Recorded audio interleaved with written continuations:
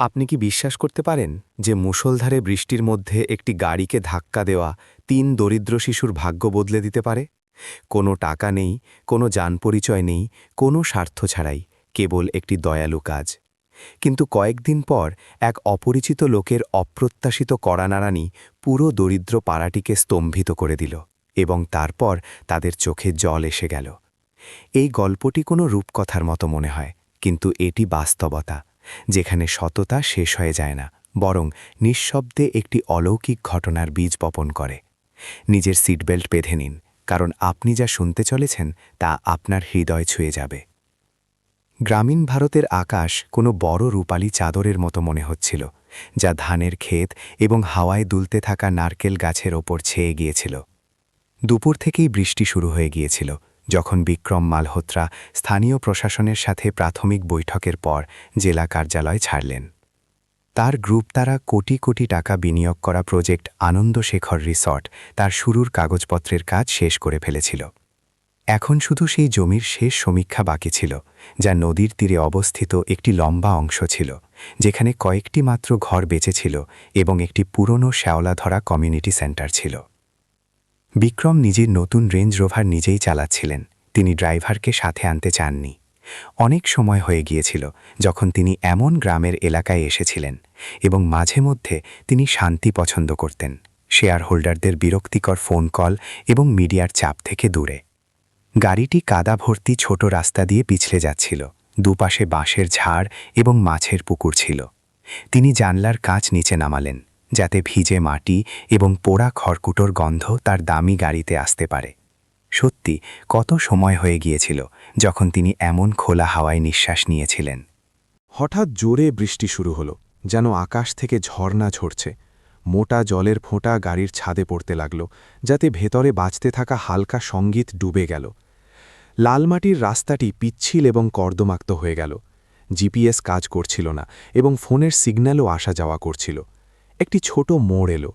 তিনি স্টিয়ারিং কিছুটা দ্রুত ঘোরালেন এবং ডান দিকের চাকা রাস্তার ধারের কাদায় ধসে গেল।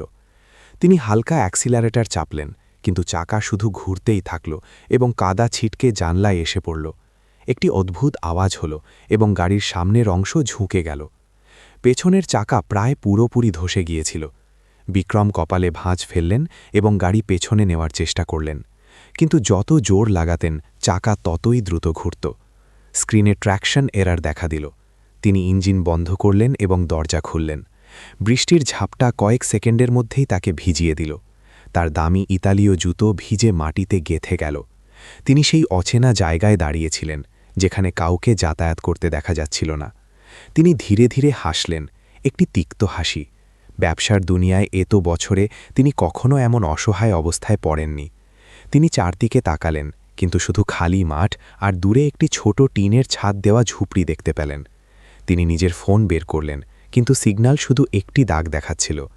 অ্যাসিস্ট্যান্টকে করা কলটি আটকে আটকে কেটে গেল। ম্যাপ খুললেন তো লোকেশন পাওয়া গেল না। অবশেষে তিনি রোড সাইড অ্যাসিস্ট্যান্সকে কল করলেন। শোরগোলের মধ্যে এক মহিলার কণ্ঠস্বর এলো, স্যার, এখন সেখানে ভারী বৃষ্টি হচ্ছে। আমাদের কাছে অনেক গাড়ির অভিযোগ এসেছে। অপেক্ষার সময় প্রায় ৯০ মিনিট। বিক্রম রাগে বললেন, আমি মাঠের মাঝে দাঁড়িয়ে আছি। এটা কোটি টাকার গাড়ি, কোনো গরুর গাড়ি নয়। দয়া করে তাড়াতাড়ি কাউকে পাঠান। মহিলা বললেন, আমি বুঝতে পারছি স্যার, কিন্তু আবহাওয়ার কারণে আমরা আমাদের পুরো ক্ষমতা দিয়ে কাজ করছি। বিক্রম ফোন কেটে দিলেন। তিনি ঠান্ডা, ভেজা অবস্থা এবং অসহায়ত্বে ভরে উঠেছিলেন। যেই তিনি গাড়ির দিকে ফিরলেন, পেছন থেকে কিছু আওয়াজ এলো, সাইকেলের চাকার জলে চলার শব্দ। তিনি ঘুরে দেখলেন তো বৃষ্টিতে ৩টি ছোট ছায়া দেখা গেল। একটি মেয়ে, যে হালকা সবুজ বড় একটি রেইনকোট পরেছিল। তার পেছনে ২ ছেলে ছিল। একজন পুরনো সাইকেল টানছিল, যাতে মরচে ধরেছিল। অন্য ছেলেটি ছেঁড়া টুপি পরেছিল এবং খুঁড়িয়ে খুঁড়িয়ে চলছিল। ৩টি শিশু থামল এবং গাড়িটি দেখল। তারপর বিক্রমকে দেখল, এক ধনী লোক, সাদা শার্ট, যা এখন বৃষ্টির ছোপে মাখামাখি হয়ে গিয়েছে, এবং মুখে বিরক্তি স্পষ্ট। আঙ্কেল, গাড়ি ফেসে গিয়েছে নাকি? মেয়েটি স্পষ্ট গলায় জিজ্ঞাসা করল, কোনো ভয় ছাড়াই। হ্যাঁ, গাড়ি কাদায় ফেসে গিয়েছে। বিক্রম কিছুটা ইতস্তত করে জবাব দিলেন, পেছনের চাকা ধসে গিয়েছে। এই রাস্তা গত সপ্তাহে মাটি দিয়ে বানানো হয়েছিল। আজকাল তো বাইকও বের হতে পারে না। বড় ছেলেটি চাকার দিকে ইশারা করে বলল, আঙ্কেল, আপনি সাহায্যের জন্য অপেক্ষা করুন। আমরা কি করতে পারি? বিক্রম জিজ্ঞাসা করলেন। ওই শিশুদের আত্মবিশ্বাসে কিছুটা হাসি পেল। মেয়েটি নিজের রেইনকোট ওপরে টানল। তার ভেজা চুল এবং বড় উজ্জ্বল চোখ দেখা গেল। সাহায্য আসতে দেরি হবে, আমরা ধাক্কা দিতে পারি। আপনার কাছে কি কোনো মাদুর বা কাঠের তক্তা আছে? বিক্রম ইতস্তত করলেন। তারপর ডিকি খুলে রাবারের 2টি ম্যাট বের করলেন।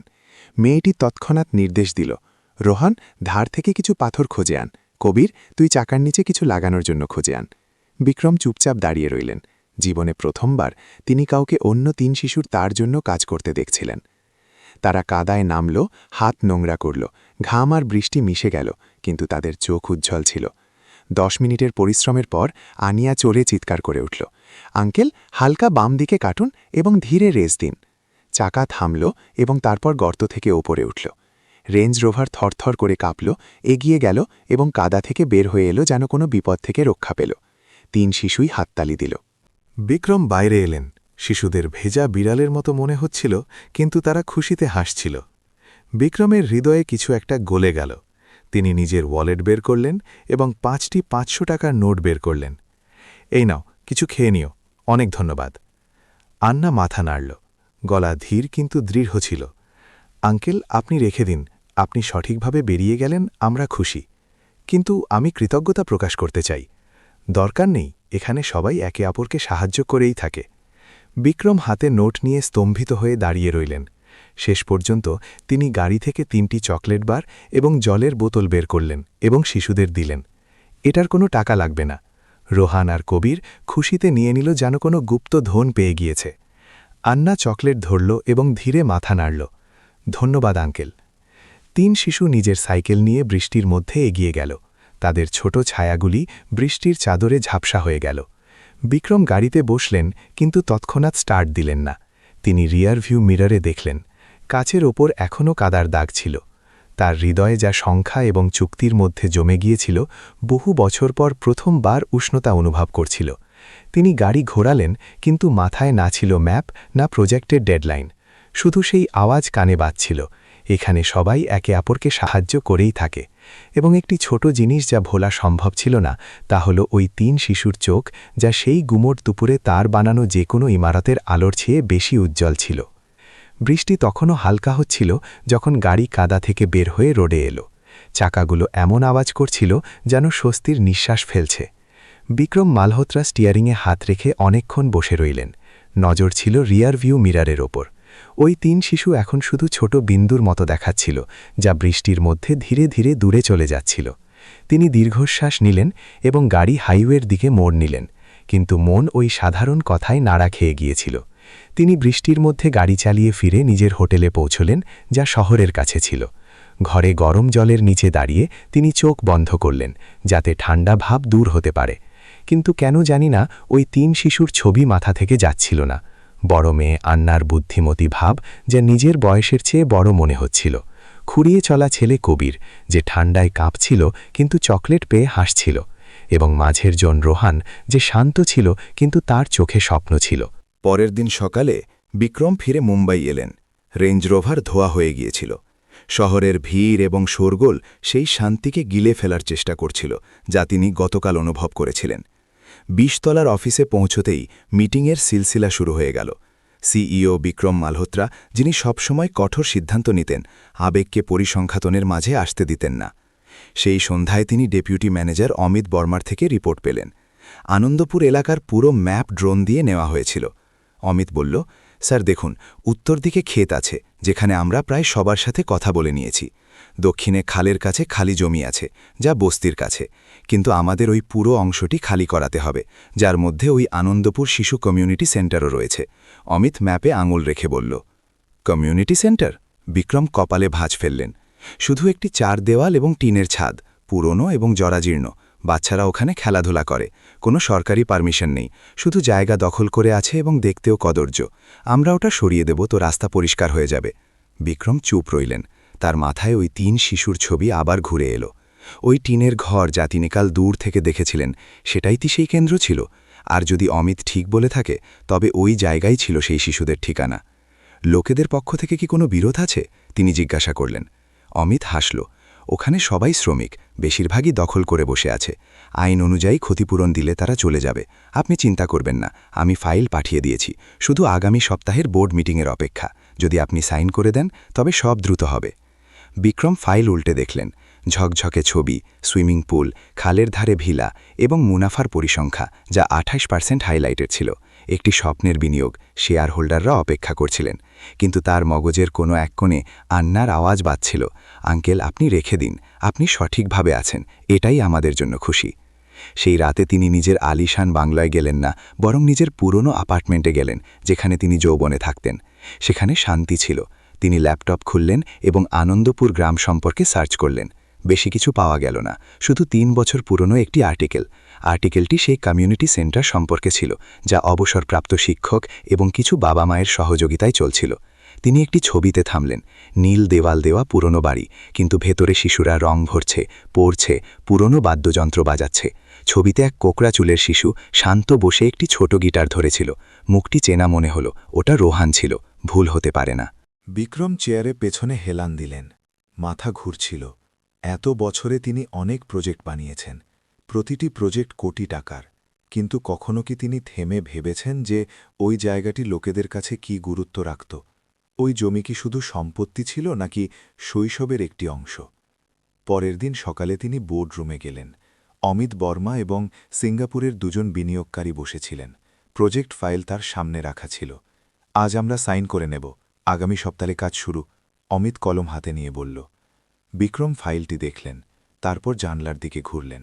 বাইরে রোদ ছিল, কিন্তু তার ভেতরে মেঘ ছেয়েছিল। থামো, তিনি বললেন, গলা ধীর কিন্তু মজবুত। কি? অমিত জিজ্ঞাসা করল। আমি সাইট প্ল্যান আবার দেখতে চাই, বিশেষ করে ওই কমিউনিটি সেন্টারের অংশবি। কিন্তু স্যার ওটা সরানো জরুরি, রাস্তা চওড়া করার জন্য। আমি জানি, অমিত বলতে লাগল। বিক্রম কথা কেড়ে নিয়ে বললেন, আমি জানি, কিন্তু আমি এটাও জানি যে সব জায়গাকে এত সহজে মুছে ফেলা যায় না। রুমে নিস্তব্ধতা ছেয়ে গেল। অমিত বিনিয়োগকারীদের দিকে দেখল, তারপর বিক্রমকে। ওই মানুষটি যাকে তারা সিদ্ধান্ত নেওয়ার মেশিন মনে করত, আজ তার চোখে দ্বিধা ছিল, এবং কোথাও গভীরে একটি পরিবর্তন শুরু হচ্ছিল। এমন একটি জিনিস যা কোনো গ্রাফ মাপতে পারে না, কোনো মুনাফা সংজ্ঞায়িত করতে পারে না। সেদিন কাদায় ফেসে যাওয়া হয়তো একটি ছোট দুর্ঘটনা ছিল, কিন্তু বিক্রমের জন্য এটি কয়েক দশকের মধ্যে প্রথম ধাক্কা ছিল, যা তার জীবনকে নাড়িয়ে দিয়েছিল। প্রথমবারের মতো তিনি অনুভব করলেন যে তার থামার দরকার আছে, গণনা করার জন্য নয়, বরং শোনার জন্য। আর শোনা মাঝে মধ্যে বৃষ্টিতে 3 শিশুর হাসি মনে করা থেকে শুরু হয়।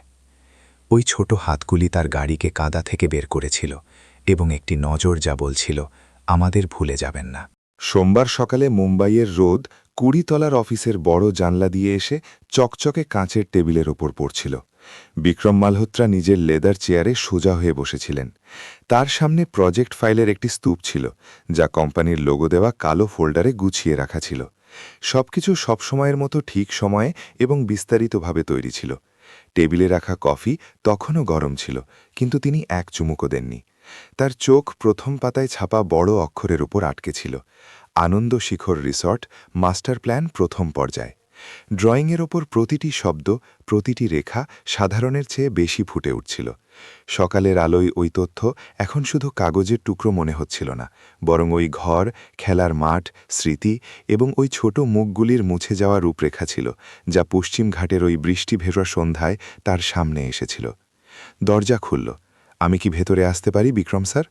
অমিত বর্মার চেনা কণ্ঠস্বর, এক উচ্চাকাঙ্ক্ষী এবং সিদ্ধান্তকারী ডেপুটি। সে আত্মবিশ্বাসের সাথে ভেতরে এলো, হাতে ল্যাপটপ এবং জলের বোতল। কফি? বিক্রম জিজ্ঞাসা করলেন, নথি থেকে নজর না সরিয়ে। আমি খেয়ে নিয়েছি। কাল রাতে প্রায় সকাল পর্যন্ত জেগে আর্থিক পরিসংখ্যান যাচাই করেছি। কাল সকালের ইনভেস্টর মিটিংয়ের প্রস্তুতির জন্য সবকিছু খুব ভালো মনে হচ্ছে। অমিত টেবিলে ল্যাপটপ রাখল, চালু করল এবং উৎসাহিত হয়ে বলল, আপনি কি এটা দেখেছেন? সত্যি বলতে স্যার, এটা বছরের সেরা প্রজেক্ট। বিনিয়োগ মাত্র 900 কোটি, কিন্তু 2 বছরের রিটার্ন 30% পর্যন্ত যেতে পারে। আর মিডিয়ার জন্য আমরা আগামী সপ্তাহের শুরুতে বিজনেস ম্যাগাজিনে একটি এক্সক্লুসিভ আর্টিকেলের ব্যবস্থা করেছি। বিক্রম মাথা নাড়লেন, আঙুল দিয়ে পরের পাতা উল্টালেন। তুমি এই ক্ষেত্রে বেশিক্ষণ দাঁড়ালে। তিনি ম্যাপের ধারের লাল বৃত্ত দেওয়া অংশের দিকে ইশারা করলেন, যেখানে একটি ছোট নোট লেখা ছিল, আনন্দপুর শিশু কমিউনিটি সেন্টার, ক্ষেত্রফল 320 বর্গমিটার, শ্রেণী 4, কাঠামো সংরক্ষণ তালিকায় নেই। ও, ওই পুরনো বাড়ি, ওটা তো সরাতেই হবে স্যার। ওটা রিসর্টের প্রবেশপথ থেকে আসা মূল রাস্তাটিকে আটকে দিচ্ছে। যদি ওটা রাখা হয় তবে কন্টেইনার ট্রাক ভেতরে আসতে পারবে না, পুরো সিস্টেম জ্যাম হয়ে যাবে। ওই ইমারতটিও খুব জরাজীর্ণ অবস্থায় আছে। কেউ কি বিরোধিতা করছে? তিনি আবার সেই একই সুরে জিজ্ঞাসা করলেন। হ্যাঁ, আমি শুনেছি যে কিছু স্থানীয় লোক এবং ওখানকার পুরনো শিক্ষক কিছুটা বিরোধিতা করছেন, কিন্তু কোনো বড় সমস্যা নেই। পঞ্চায়েতও ওই জায়গাটি সরানোর জন্য সম্মত।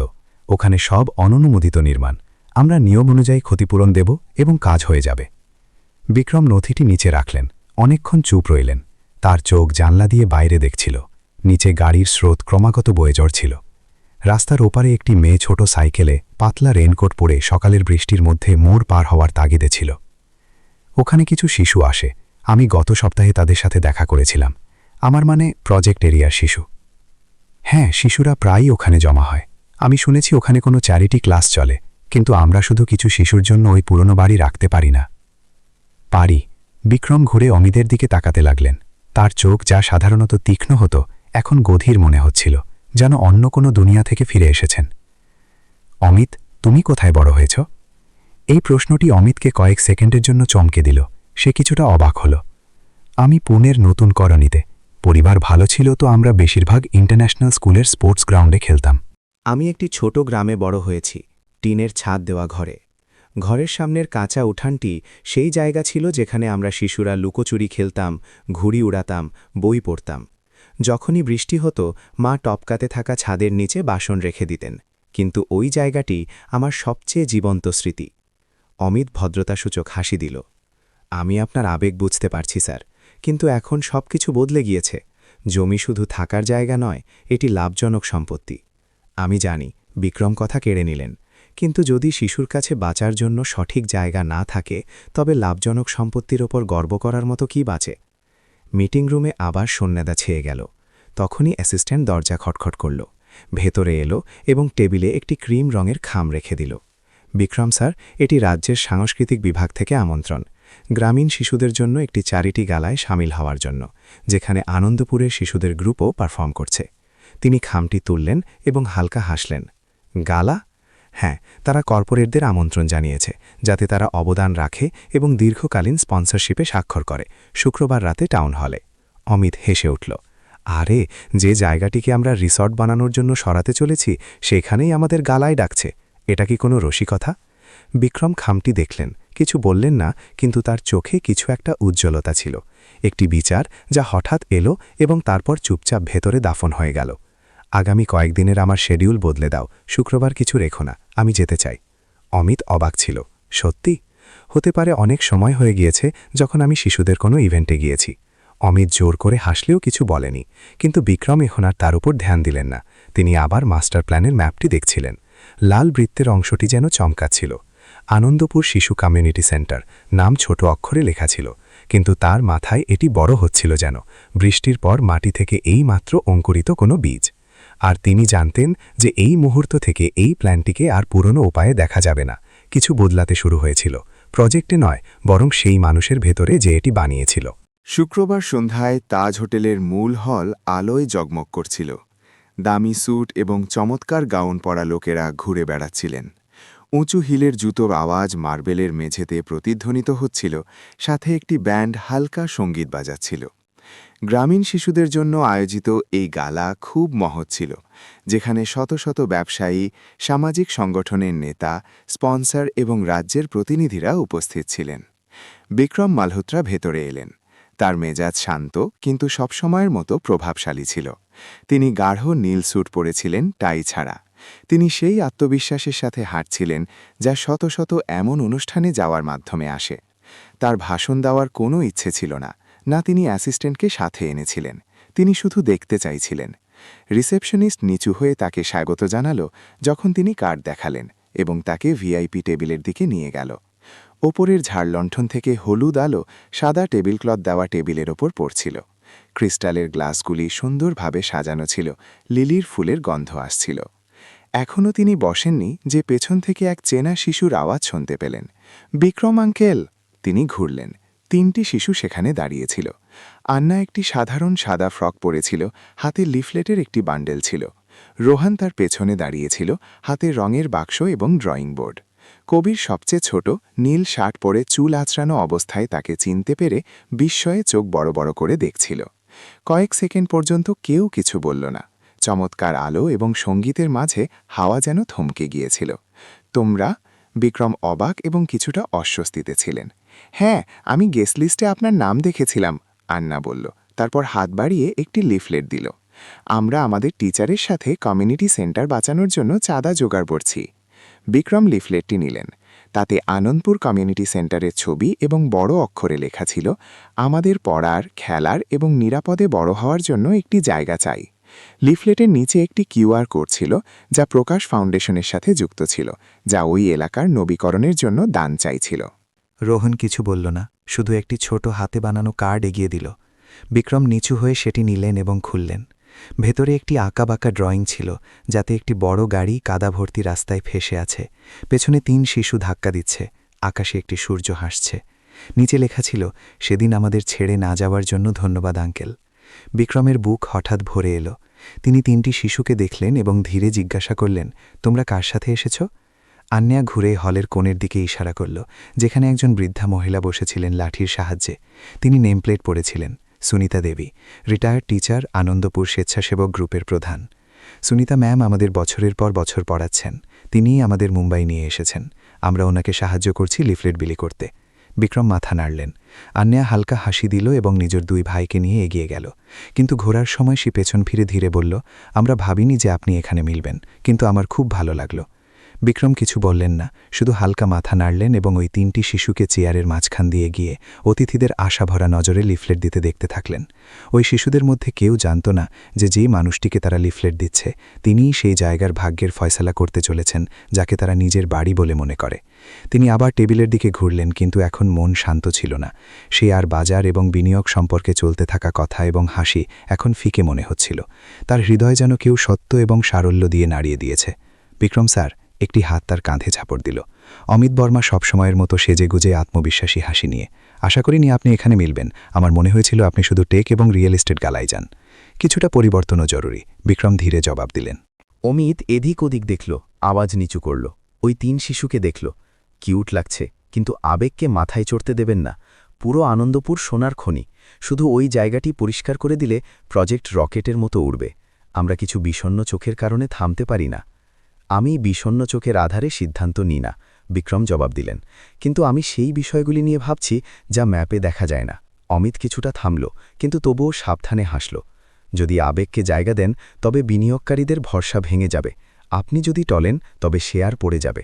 বিক্রম কোনো জবাব দিলেন না, শুধু ওই কোণের দিকে তাকিয়ে রইলেন, যেখানে আন্না মুক্তোর হাড় পরা মহিলাকে লিফলেট দিচ্ছিল। তার চোখ সত্যি ছিল। তখনই মঞ্চে সঞ্চালক ঘোষণা করলেন, এখন আনন্দপুর মহারাষ্ট্রের শিশু গ্রুপ দ্বারা একটি সমবেত সঙ্গীত পরিবেশন করা হবে, দাতাদের জন্য একটি উপহার। পুরো হল শান্ত হয়ে গেল যখন সঙ্গীত শুরু হলো। শিশুদের পরিষ্কার আওয়াজ, যা দুর্বল ছিল না, ওই বড় ঘরের গাম্ভীর্যের মাঝে প্রতিধ্বনিত হয়ে উঠল। যখন গান শেষ হল, তখন কেউ তৎক্ষণাৎ হাততালি দিল না। লোকে যেন আবেগে ভেসে গিয়েছিল। তারপর প্রথম হাততালি বাজল, একজন ব্যক্তি, তারপর 2 জন, তারপর পুরো হল। বিক্রম শুনে বসে রইলেন, তার হৃদয় যেন মুঠোয় ধরা পড়েছে। সেই রাতে হোটেল থেকে বের হওয়ার পর তিনি ড্রাইভারকে ডাকলেন না। তিনি নিজে হেঁটে মেরিন ড্রাইভের ধারে চলতে লাগলেন। সমুদ্র থেকে আসা হাওয়া ঠান্ডা ছিল। তিনি একটি ছোট স্টলে থামলেন এবং বড়া পাও অর্ডার করলেন। গরম বড়া আর ঝাল চাটনির স্বাদ তাকে 12 বছর বয়সের কথা মনে করিয়ে দিল। সেই সময় যখন সবচেয়ে ভালো টিফিন ছিল সাধারণ পাও আর চা। তিনি আন্না সম্পর্কে, সেই আঁকা-বাঁকা ড্রয়িং সম্পর্কে, কবিরের চোখের সম্পর্কে আর রোহানের শান্ত মেজাজ সম্পর্কে ভাবছিলেন। তিনি নিজেকে প্রশ্ন করলেন, যদি ওই শিশুরা সেই জায়গা থেকে হারিয়ে যায়, যদি সেই কমিউনিটি সেন্টার ভেঙে সুইমিং পুল আর ভিলা বানিয়ে দেওয়া হয়, তবে পরবর্তী পেইন্টিং কে বানাবে? ওই শিশুদের স্মৃতি কে আগলে রাখবে? এবং তিনি কি সত্যিই স্মরণীয় কিছু বানাচ্ছেন, নাকি শুধু এমন কিছু ভাঙছেন যা আগে থেকেই সুন্দর ছিল? অনেক বছরের মধ্যে প্রথমবার বিক্রম মালহোত্রার মনে হল যে তার কাছে কোনো স্পষ্ট উত্তর ছিল না। কেবল একটি জিনিস যা তিনি নিশ্চিতভাবে জানতেন, যে কাল সকালে তিনি আবার আনন্দপুর যাবেন। প্রজেক্টের জন্য নয়, বরং সেই ধন্যবাদের জন্য যা বৃষ্টির মধ্যে মোমের রং দিয়ে লেখা হয়েছিল। সকাল তখন পুরোপুরি হয়নি। সূর্যের কিরণ দিগন্তে মাত্র উঁকি দিচ্ছিল যখন একটি সিলভার রঙের পিকআপ ট্রাক হাইওয়ে ছেড়ে সেই সরু কাঁচা রাস্তায় মোড় নিল যা আনন্দপুর গ্রামের দিকে যেত। বিক্রম মালহোত্রা সামনের সিটে বসেছিলেন। গাড়িতে নীরবতা ছিল, শুধু কাকর বিছানো রাস্তায় চাকা ঘষার শব্দ আসছিল। ড্রাইভার, প্রজেক্ট সার্ভে টিমের এক যুবক ছেলে, বারবার রিয়ার ভিউ মিরারে দেখছিল এবং মাঝে মধ্যে লুকিয়ে বিক্রমের দিকেও তাকিয়ে নিচ্ছিল। হয়তো এই কারণ সে খুব কমই কোম্পানির ম্যানেজিং ডিরেক্টরকে ছুটির দিনে নিজে কনস্ট্রাকশন সাইটে ফিরতে দেখেছে, তাও আবার একজন সাধারণ মানুষের মতো সাধারণ পোশাকে। গ্রামের রাস্তাটি আগের মতোই ছিল, শুধু আজ বৃষ্টি হচ্ছিল না। সকালের রোদ নারকেল গাছের ফাঁক দিয়ে আসছিল এবং দুপাশের সবুজ ধানের ক্ষেতের ওপর একটি সোনালি আস্তনন বিছিয়ে দিচ্ছিল। বাতাসে খড়কুটোর সুগন্ধ আর ক্ষেতের ভিজে মাটির ঘ্রাণ ছিল। রাস্তার ধারে একটি মোষ অলসভাবে ঘাস চিবোচ্ছিল। গাড়ির শব্দ শুনে সে মাথা তুলল। তার চোখে সেই একই বেপরোয়া ভাব ছিল, যেন তার দুনিয়ার কোনো পরোয়া নেই। স্যার, আমরা পৌঁছে গিয়েছি, ড্রাইভার বলল এবং গাড়িটি সেই ফাঁকা মাঠের কাছে থামালো যেখানে কয়েকদিন আগে বিক্রমের গাড়ি কাদায় ফেসে গিয়েছিল। আনন্দপুর শিশু কমিউনিটি সেন্টার তাদের ঠিক সামনে ছিল। টিনের ছাদের রং ফিকে হয়ে গিয়েছিল, নীল দেওয়ালে শ্যাওলা আর লোনা ধরার দাগ ছিল, কিন্তু আজ সেই জায়গাটি আশার চেয়েও বেশি মুখরিত ছিল। বাড়ির পাশে একটি বড় বটগাছের নিচে শিশুরা লম্বা লাইনে বসেছিল। একজন দিদিমণি তাদের ড্রয়িং শেখাচ্ছিলেন। অন্যদিকে কিছু বড় মানুষ উঠান পরিষ্কার করছিলেন এবং বাল্ব বদলাচ্ছিলেন। পরিবেশ এমন ছিল যেন কোনো উৎসব বা বড় অনুষ্ঠানের আগের পরিষ্কার চলছে। বিক্রম চুপচাপ দাঁড়িয়ে দেখছিলেন। তখনই জানলায় অ্যান্নার ছোট অবয়ব দেখা গেল। সে একটি কাঠের বোর্ড টাঙাচ্ছিল, যাতে লেখা ছিল আনন্দপুর শিশু কমিউনিটি সেন্টার, যেখানে স্বপ্নের শুরু হয়। বিক্রম গাড়ি থেকে নেমে মাত্র কয়েক পা বাড়িয়েছিলেন যে পেছন থেকে একটি আওয়াজ এলো, বিক্রম আঙ্কেল। তিনি ঘুরলেন। অ্যান্না দৌড়ে এলো। তার মুখ খুশিতে উজ্জ্বল ছিল। তার পেছনে কবির ছিল, যার হাতে আর মুখে কিছু লেগেছিল, এবং রোহান নিজের ড্রয়িং বুকে জড়িয়ে দাঁড়িয়েছিল। আপনি এখানে আবার কেন এলেন? অ্যান্না কিছুটা ইতস্তত করে জিজ্ঞাসা করল। আপনি কি প্রজেক্ট চেক করতে এসেছেন? না, বিক্রম নিজের গলা যতটা সম্ভব নরম রেখে জবাব দিলেন। আমি তোমাদের সাথে আর এই কমিউনিটি সেন্টারের সাথে দেখা করতে এসেছি। কবির তার বোনের মতো লাজুক ছিল না। সে খিলখিল করে হেসে উঠল। আঙ্কেল, আপনার কি আমাদের কথা মনে পড়েছে, নাকি আপনার খিদে পেয়েছে? আজ আমরা ভান্ডারার খাবার বানিয়েছি, খুব টেস্টি। রোহান কিছু বলেনি, শুধু ধীরে মাথা নাড়ল এবং নিজের একটি নতুন ড্রয়িং দেখালো। তাতে কমিউনিটি সেন্টার আলোয় ঝলমল করছিল। চারপাশে ছোট শিশুরা বই পড়ছে আর অক্ষর শিখছে। এক কোণে একজন মানুষ শার্ট পরে প্লাস্টিকের চেয়ারে বসে শিশুদের দেখছে। মুখ খুব একটা স্পষ্ট ছিল না, কিন্তু বিক্রম তৎক্ষণাৎ চিনে নিলেন যে ওটা তিনি নিজে। রোহান, তুমি খুব ভালো আঁকো, বিক্রম বললেন এবং শিশুর মাথায় হাত বুলিয়ে দিলেন। সুনিতা ম্যাম বললেন যে আজ পরিষ্কার করতে হবে, কারণ সার্ভে করার লোকেরা আসবে, অ্যান্না জানালো। আমাদের ভয় হচ্ছে যে বাড়িটা ভেঙে দেওয়া হবে, তাই আমরা এটাকে যতটা সম্ভব পরিষ্কার পরিচ্ছন্ন রাখার চেষ্টা করছি। শহর থেকে কিছু ভলান্টিয়ার আঙ্কেল আন্টি পুরনো খেলনাও পাঠিয়েছেন। বিক্রম মাথা নাড়লেন। তার চোখে আবেগ উপচে পড়ছিল। আমি কি সুনিতাজির সাথে দেখা করতে পারি? তিনি জিজ্ঞাসা করলেন। আন্যা তাদের কমিউনিটি সেন্টারের পেছনের ঘরে নিয়ে গেল। সুনিতা দেবী, সেই বৃদ্ধা শিক্ষিকা, মাটিতে বসে পুরনো হয়ে যাওয়া প্রশংসাপত্রগুলো টেপ দিয়ে আটকাচ্ছিলেন। তার চোখ দুর্বল ছিল, তাই তিনি ধীরে ধীরে প্রতিটি শব্দ পড়তে পড়তে কাজ করছিলেন। নমস্তে ম্যাম, বিক্রম ডাক দিলেন। সেই বৃদ্ধা মহিলা মাথা তুলে দেখতে লাগলেন। এক মুহূর্তের জন্য থামলেন এবং তারপর হেসে দিলেন। আপনি তিনি না যার সম্পর্কে বাচ্চারা সপ্তাহ ধরে কথা বলছে? আমাকে ক্ষমা করবেন যে আমি না বলে চলে এসেছি, কিন্তু আমি সত্যিই আপনার সাথে দেখা করতে চেয়েছিলাম, বিক্রম সামনের চেয়ারে বসতে বসতে বললেন। তার গলায় সততা ছিল। কোনো ব্যাপার নয় বাবা, এই বাড়িতে কোনো দামি জিনিস নেই, শুধু মানুষের মন সত্য। বাচ্চারা আপনাকে খুব পছন্দ করে, সুনিতাজি বললেন এবং তারপর একটি পাতলা ফাইল তার দিকে বাড়িয়ে দিলেন। এটি সেই কাগজপত্র আর আবেদনপত্র যা আমরা প্রশাসনকে পাঠিয়েছি যাতে এই কেন্দ্রটি বাঁচানো যায়। খুব কম লোক আছে যাদের আশা আছে যে এর কোনো ফল বেরোবে। বিক্রম ফাইলটি খুললেন এবং প্রতিটি লাইন পড়লেন। হাতে লেখা আবেদনপত্র, বলপেন দিয়ে করা আঁকাবাঁকা সই, কিন্তু সেগুলোর মধ্যে দৃঢ় সংকল্প স্পষ্ট দেখা যাচ্ছিল। কিছু পাতায় জলের দাগ ছিল, হয়তো বৃষ্টির অথবা হয়তো চোখের জলের। সুনিতাজি, যদি এই জায়গাটি বাঁচাতে হয় তবে আপনাদের সবচেয়ে বেশি কিসের প্রয়োজন? বিক্রম জিজ্ঞাসা করলেন। বৃদ্ধা শিক্ষিকা তাকে অনেকক্ষণ দেখলেন। সবচেয়ে বেশি প্রয়োজন সময়ের। সময় যাতে এই টোপকাতে থাকা ছাদটি ঠিক করা যায়, সময় যাতে এই ছোট বাচ্চাদের বিশ্বাস হতে পারে যে কেউ তাদের কথা শুনছে, আর যদি সম্ভব হয় তবে এমন কোনো মানুষের প্রয়োজন যে ভাঙার আগে পুরনো জিনিসের দাম বুঝতে পারে। বিক্রম ধীরে মাথা নাড়লেন। ঘরের হাওয়া যেন থমকে গিয়েছিল, শুধু টেবিল ফ্যানের ঘরঘর আর দূর থেকে আসা পাখিদের ডাক শোনা যাচ্ছিল। আমি যা করতে পারি করব। আমি কোনো বড় প্রতিশ্রুতি দিচ্ছি না, কিন্তু অন্তত এই জায়গাটিকে শুধু একটি প্রাণহীন ম্যাপের কারণে হারিয়ে যেতে দেব না। সেদিন বিক্রম প্রায় পুরো দিন সেখানেই রইলেন। তিনি শিশুদের সাথে মাটিতে বসে তাদের সাথে ড্রয়িং করলেন এবং ডাল ভাতের সাধারণ কিন্তু সুস্বাদু খাবার খেলেন। তিনি কবিরের থেকে আম পাড়ার জন্য গাছে ওঠার সময় পড়ে যাওয়ার মজার গল্প শুনলেন। রোহানের ধীর গলায় আর্কিটেক্ট হয়ে এই বাড়িটিকে সুন্দর বানানোর স্বপ্ন শুনলেন এবং অনন্যার থেকে কবিতা শুনলেন। সেই কবিতাগুলো যা সে পুরনো লাইব্রেরির বই থেকে শিখেছিল, কিন্তু যেগুলোর মধ্যে এই ছোট গ্রামের আকাশের চেয়েও বড় স্বপ্ন লুকিয়েছিল। সন্ধ্যা নামার আগে যখন তিনি চলে যাচ্ছিলেন, তখন কমিউনিটি সেন্টারের উঠানে থামলেন এবং শেষবার পেছন ফিরে তাকালেন। ডুবন্ত সূর্যের আলো পুরো আকাশকে কমলা করে দিয়েছিল এবং মেঘের টুকরোগুলো সোনালি রিবনের মতো লাগছিল। তার পেছনে শিশুদের খেলা আর হাসির আওয়াজ প্রতিধ্বনিত হচ্ছিল। বিক্রম জানতেন যে তিনি এখন সেই পুরনো মানুষ নন, এবং আনন্দপুর, যা তার কাছে শুধু একটি প্রজেক্ট সাইট ছিল, এখন তার ক্যারিয়ারের সবচেয়ে কঠিন সিদ্ধান্তের সূচনা হয়ে দাঁড়িয়েছিল। কিন্তু তিনি প্রস্তুত ছিলেন।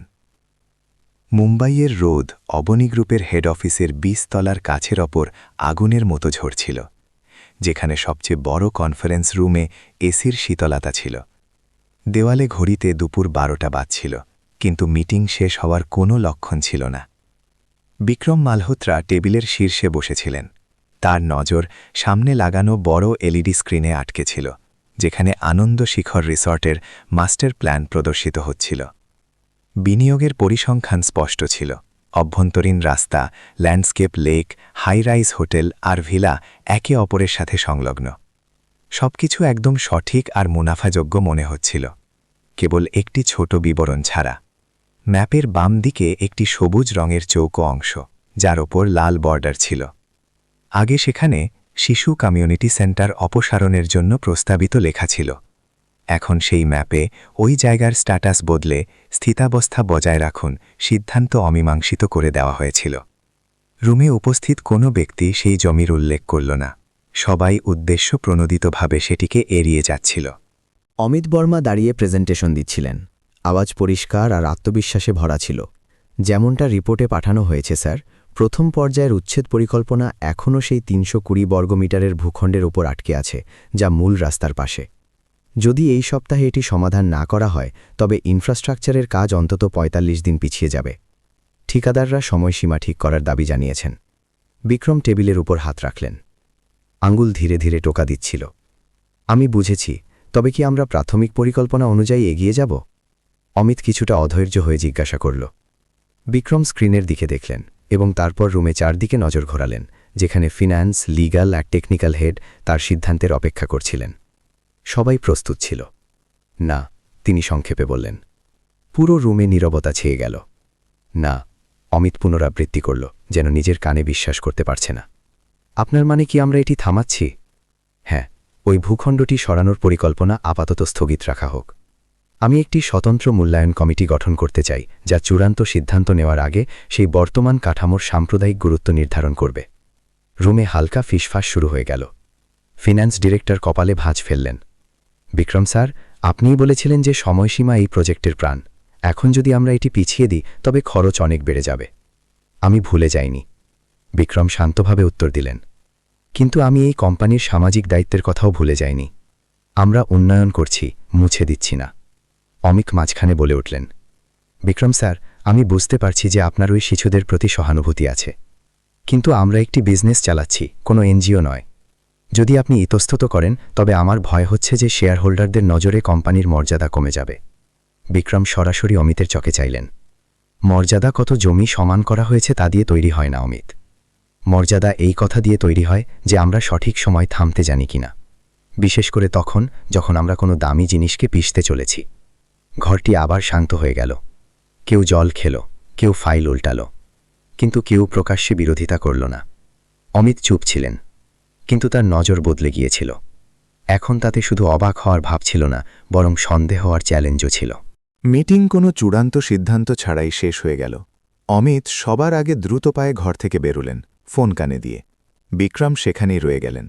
তিনি জানলার কাছে গেলেন এবং হালকা নীল আকাশ দেখতে লাগলেন। নিচে শহরের কোলাহল জারি ছিল। কেউ জানত না যে মহারাষ্ট্রের একটি ছোট গ্রামের একটি ছোট টুকরো কোটি কোটি টাকার প্রজেক্টকে আটকে রেখেছিল। তার পকেটে ফোন ভাইব্রেট হল। একটি অজানা নম্বর ছিল। তিনি ইতস্তত করে ফোন তুললেন। হ্যাঁ, আমি বলছি। কে বলছেন? আমি আন্যা, আনন্দপুর থেকে। বিক্রমের বুক কেঁপে উঠল। তিনি পিছিয়ে চেয়ারে বসে পড়লেন, ফোনটি শক্ত করে ধরলেন। মা, এই সময় কল? সব ঠিক আছে তো? না আঙ্কেল, সব ঠিক নেই। কি হয়েছে? বিক্রমের গলায় উদ্বেগ ছিল। সুনিতা ম্যাম আজ ক্লাসে অজ্ঞান হয়ে গিয়েছিলেন। আমরা ওনাকে জেলা হাসপাতালে নিয়ে এসেছি। ডাক্তার বললেন তার ব্লাড প্রেশার খুব বেড়ে গিয়েছে, কারণ তিনি গত কয়েকদিন ধরে খুব চিন্তা করছিলেন আর ঘুমননি। বিক্রম স্তব্ধ হয়ে গেলেন, গলায় যেন কিছু আটকে গেল। এখন তার জ্ঞান এসেছে, কিন্তু ডাক্তার বলেছেন তাকে বিশ্রামের প্রয়োজন, কোনো মানসিক চাপ নেওয়া চলবে না। আঙ্কেল, আমি বুঝতে পারছি না আমি কি করব। তিনি শুধু এই চিন্তাই করছেন যে আমাদের কমিউনিটি সেন্টার কেড়ে নেওয়া হবে, আমাদের অন্য কোথাও পাঠিয়ে দেওয়া হবে। আমি ওনাকে বলতে চেয়েছিলাম যে আপনি সাহায্য করবেন, কিন্তু আমার সাহস হলো না, তাই আমি আপনাকে কল করলাম। অন্যদিকে আন্যার গলা ভেঙে আসছিল। বিক্রম চোখ বন্ধ করে নিলেন এবং চেয়ারে পিঠ ঠেকিয়ে দিলেন। আন্যা, আমার কথা শোনো।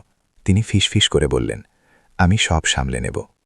আমি এই প্রতিশ্রুতি দিচ্ছি না যে সবকিছু ঠিক আগের মতোই থাকবে, কিন্তু আমি এই প্রতিশ্রুতি দিচ্ছি যে আমি সেই জায়গাটি বাঁচিয়ে নেব যেখানে তোমরা পড়তে পারবে, খেলতে পারবে আর সম্মানের সাথে বড় হতে পারবে। সত্যি আঙ্কেল? আন্যা নিঃশ্বাস বন্ধ করে জিজ্ঞাসা করল। সত্যি, কিন্তু তোমাকে সুনিতা ম্যামকে বলতে হবে যে তিনি যেন আর চিন্তা না করেন। তাকে ঠিক হতে হবে, কারণ তোমাদের সবার ওনাকে প্রয়োজন। আন্যা কয়েক মুহূর্ত চুপ রইল, তারপর বলল, জি, আমি বলে দেব। থ্যাংক ইউ আঙ্কেল, অনেক অনেক থ্যাংক ইউ। কল কেটে গেল, কিন্তু বিক্রম অনেকক্ষণ ফোন হাতে নিয়ে বসে রইলেন। টেবিলের ওপর স্ক্রিনের আলো তখনও জ্বলছিল। মাস্টার প্ল্যানের রেখাগুলি তখনও ঠান্ডা আর প্রাণহীন লাগছিল, কিন্তু তার মাথায় হাসপাতালের বিছানার ছবি ছিল। সেই বৃদ্ধা শিক্ষিকা আর সেই ছোট মেয়েটি যে শুধু অন্যদের আশা বজায় রাখার জন্য কল করেছিল। সেই সন্ধ্যায় তিনি আর্কিটেক্ট টিমের সাথে একটি জরুরি বৈঠক ডাকলেন। বিষয় ছিল ইকো ট্যুরিজম রিসোর্টের ভেতরে কমিউনিটি সেন্টারকে সমন্বিত করার ডিজাইন প্রস্তাব। এটি একটি গোপন বৈঠক ছিল, কোনো প্রেস নয়, কোনো শেয়ার হোল্ডার নয়, শুধু সেই লোকগুলো যারা এমন একটি গল্প শুনতে প্রস্তুত ছিল যা কোনো প্রেজেন্টেশন স্লাইডে ছিল না। আমরা মাস্টার প্ল্যান আবার বানাব, সময়সীমা একই থাকবে, কিন্তু আমরা আমাদের ফিলোসফি বদলাব। আমরা সমান করব না, আমরা যোগ করব। আমরা মুছব না, আমরা আপগ্রেড করব। বিক্রম স্ক্রিনের দিকে ইশারা করলেন। আনন্দপুরের এই অংশটি পুরো প্রজেক্টের মানবিক চেহারা হবে। একজন তরুণ আর্কিটেক্ট জিজ্ঞাসা করল, আপনার মানে কি আমরা পুরনো কমিউনিটি সেন্টারটিকে তেমনই রাখব? শুধু রাখব না, বরং সেটিকে আরও উন্নত করব। সেটিকে একটি ওপেন কমিউনিটি সেন্টার বানাবো, যেখানে শিশুদের জন্য জায়গা থাকবে, লাইব্রেরি থাকবে, স্কেল ক্লাস হবে। সেটিকে প্রাকৃতিক দৃশ্যের সাথে মেলাব। পেছনের ছোট পুকুরটি রাখব এবং এটিকে রিসোর্টের প্রবেশদ্বারেই রাখব, এই জমির জন্য একটি সম্মানজনক অভ্যর্থনার মতো। কয়েক সেকেন্ড পর্যন্ত কেউ কিছু বলল না। তারপর একটি মাত্র হাততালির আওয়াজ এলো, যা ধীরে ধীরে পুরো রুমের হাততালিতে বদলে গেল। এটি কোনো অসম্ভব স্বপ্নের জন্য ছিল না, বরং সত্যের জন্য ছিল যে বসের ভেতরে এখনও একটি হৃদয় স্পন্দিত হয়। সেই দিন নতুন ম্যাপ বানানো শুরু হলো এবং একটি নতুন গল্পের সূচনা হলো, যেখানে বিজনেস মানবতাকে শেষ করেনি, বরং তার সাথে চলা স্বীকার করে নিল। এক সপ্তাহ পর আনন্দশিখর রিসর্টের সংশোধিত পরিকল্পনার রিপোর্ট আনুষ্ঠানিকভাবে বোর্ডের কাছে পাঠানো হলো। নতুন ম্যাপগুলো রঙিন আর পরিষ্কার ছিল, যেগুলোকে দামি লেদার বাইন্ডিংয়ে রাখা হয়েছিল। ম্যাপের ওপর আনন্দপুর কমিউনিটি সেন্টারের জমিকে সবুজ রঙে ঘেরা হয়েছিল এবং পাশে লেখা ছিল, কমিউনিটি সেন্টার, স্থানীয় সংস্কৃতি সংরক্ষণ এবং সামাজিক কার্যকলাপ। সেই সকালে মিটিং রুমে খুব বেশি ভিড় ছিল না, শুধু প্রধান ব্যক্তিরা ছিলেন: managing director Vikram Malhotra, CEO Amit Varma, প্রধান আর্কিটেক্ট, লিগ্যাল আর ফিনান্সের প্রতিনিধিরা। শুরুতে পরিবেশ শান্ত ছিল, কিন্তু যেই বিক্রম সংশোধিত পরিকল্পনা অনুমোদন দিয়ে মাথা নাড়লেন, উত্তেজনা একটি ঢেউয়ের মতো ছড়িয়ে গেল। সবার আগে অমিতই কথা বলল। বিক্রম স্যার, সত্যি বলতে এটা কি আপনার চূড়ান্ত সিদ্ধান্ত? কারণ যদি তাই হয়, তবে আমাকে সতর্ক করতে হবে যে হংকংয়ের বড় শেয়ার হোল্ডাররা এতে খুশি হবেন না। তারা মুনাফার জন্য বিনিয়োগ করেছেন, আপনি যাকে সাম্প্রদায়িক মূল্য বলছেন তার জন্য নয়। আমি এটি বুঝি, বিক্রম ফাইল থেকে নজর না সারিয়ে জবাব দিলেন। কিন্তু তারা এমন একটি কোম্পানিতে বিনিয়োগ করেছেন যার দীর্ঘমেয়াদী দৃষ্টিভঙ্গি আছে, এবং এটি সেই দৃষ্টিভঙ্গিরই অংশ। আসল কথা হলো, অমিত জোর দিয়ে বলল, ওই জমির টুকরোটি অভ্যন্তরীণ রাস্তাগুলোকে প্রধান কমার্শিয়াল এরিয়ার সাথে যুক্ত করার জন্য গুরুত্বপূর্ণ। যদি আমরা ওটা রাখি, তবে ডিজাইন আর নির্মাণ খরচ অন্তত 12% বেড়ে যাবে এবং মুনাফা পরিষ্কারভাবে কমে যাবে। কোনো মুনাফাই কোনো সম্প্রদায়ের স্মৃতি আর ভরসার বিনিময়ে ছাড়ার মতো নয়। বিক্রম মাথা তুললেন, তার নজর গম্ভীর ছিল, এবং আমার বিশ্বাস যে শেয়ার হোল্ডাররা এটি বুঝতে পারবেন যদি আমরা তাদের সঠিক উপায়ে বোঝাই। রুমের পরিবেশ ভারী হয়ে গেল। বাকিরা চুপ ছিল। কেউ দুই শীর্ষ আধিকারিকের তর্কের মাঝে আসতে চাইল না। অমিত একটি ফিকে হাসি হাসল। বোঝাবেন, আপনার মনে হয় যে লোকগুলো লক্ষ লক্ষ ডলার বিনিয়োগ করছে, তারা আপনার শিশু আর পুরনো টিনের ছাদ দেওয়া আবেগপ্রবণ গল্প শোনার ধৈর্য রাখবে? বিক্রম কোনো জবাব দিলেন না, শুধু ফাইল বন্ধ করলেন। আমার মনে হয় তারা শুনবে, যদি শোনানোর মতো মানুষের মর্যাদা আর সাহস থাকে, আর সেটা আমি করব। মিটিং কোনো বড় প্রকাশ্য বিরোধ ছাড়াই শেষ হয়ে গেল, কিন্তু বিক্রম যখন ঘর থেকে বেরোলেন, তিনি জানতেন যে তিনি একটি স্ফুলিঙ্গ জ্বালিয়ে দিয়েছেন, যা ধীরে ধীরে আগুন হবে। শিশুদের দিক থেকে নয়, বরং সেই স্যুট বুট পরা লোকেদের দিক থেকে, যারা চকচকে জুতোর ওপর হাঁটে এবং কিবোর্ডের পেছনে বসে কোটি কোটি টাকার খেলা খেলে। সেই সন্ধ্যায় অমিত একটি ব্যক্তিগত সাক্ষাৎ স্থির করলেন, যা তার অফিসিয়াল শিডিউলে ছিল না। জায়গাটি ছিল নারিমান পয়েন্টের একটি উঁচু ইমারতের 7ম তলার ক্যাফে। সেখানে দুটি অচেনা মুখ উপস্থিত ছিল। একজন প্রৌঢ় মানুষ, যে সাদা শার্ট পরেছিল কিন্তু কোনো টাই ছিল না। তার চোখ তীক্ষ্ণ ছিল এবং হাতের সোনার আংটি বলছিল যে তার প্রতিপত্তি ছোট নয়। অন্যজন এক তরুণী মহিলা, হয়তো সেক্রেটারি, যে নিজের ট্যাবলেটে মজেছিল। অমিত স্যার, আমি রিপোর্ট পড়ে নিয়েছি, সেই লোকটি বলল। সোজা কথা বলি, আমরা একটি আবেগপ্রবণ সিদ্ধান্তের কারণে পুরো প্রফিট স্ট্র্যাটেজি বরবাদ হতে দিতে পারি না। সত্যি বলতে, যদি বোর্ড কিছু না করে, তবে বিনিয়োগকারীরা যে কোনো সময় টাকা তুলে নিতে পারে। অমিত কফিতে এক চুমুক দিলেন এবং ধীরে নিঃশ্বাস ছাড়লেন। আমি জানি, কিন্তু বিক্রম জেদি। একবার যা ঠিক করে নেন তাকে নাড়ানো কঠিন। তাকে বদলানোর একটাই উপায়, যে শেয়ার হোল্ডারদের নজরে তার ইমেজ খারাপ করা হোক। আপনার মানে কি? সন্দেহ তৈরি করা। এই কথাটিকে হাইলাইট করা যে তিনি ব্যক্তিগত আবেগের কারণে প্ল্যান বদলেছেন। হয়তো স্থানীয় গ্রুপগুলোর সাথে তার কোনো সম্বন্ধ আছে। যদি প্রয়োজন হয়, তবে এই গুজব ছড়িয়ে দেওয়া যে তিনি এই প্রজেক্টটিকে রাজনীতিতে যাওয়ার জন্য নিজের ইমেজ উজ্জ্বল করতে ব্যবহার করছেন। লোকটি ভুরু কুচকাল এবং ধীরে মাথা নাড়াল। পুরনো চাল, কিন্তু কার্যকর। আরও আছে, অমিত এগিয়ে বলল, তার গলা ঠান্ডা হয়ে গেল। আমরা দেরি নিয়ে একটি বেনামি অভিযোগ দায়ের করাব এবং দাবি করব যে শেয়ার হোল্ডারদের জরুরি মিটিং ডাকা হোক। যদি 2 সপ্তাহের মধ্যে বিক্রম স্যার কোনো যৌক্তিক ব্যাখ্যা দিতে না পারেন, তবে তার এমডির গদি বিপদে পড়ে যাবে। সেই লোকটি হালকা হাসল। মনে হচ্ছে তুমি পুরো প্রস্তুতি নিয়ে নিয়েছ, কারণ আমি জানি যে যদি ওনাকে আটকানো না যায়, তবে এই জায়গাটি অবনী গ্রুপ নয়, বরং একটি চ্যারিটি ট্রাস্ট হয়ে যাবে। 3 জনে কফির কাপ ঠুকলেন।